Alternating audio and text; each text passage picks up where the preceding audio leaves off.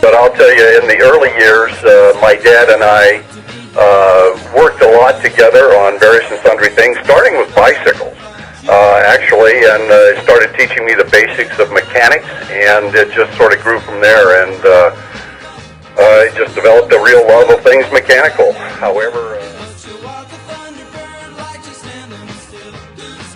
the reason I needed a kidney transplant was because polycystic kidney disease, also known as PKD, runs in my family. And my father had it, his brothers and sisters had it, and I believe his father had it, although I have a very little memory of his father back in those days. However, my dad passed away at age 58 on March 11th of 1967. And by living such a short life, he really never got to reap the benefits of his work years, and quite frankly, he never even got to see his grandkids.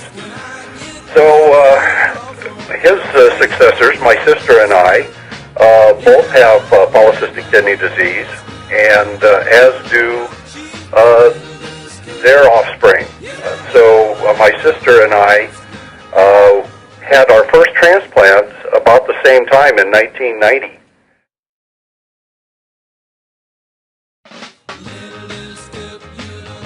Because I was just going through some old family photos the other day, and I did happen to run across a picture of the first car that I ever owned. I was probably 15 years old when we bought it. My dad and I bought it. We paid $65 for it. It was a 1939 Studebaker Champion two-door coupe, and we bought it from my father's barber.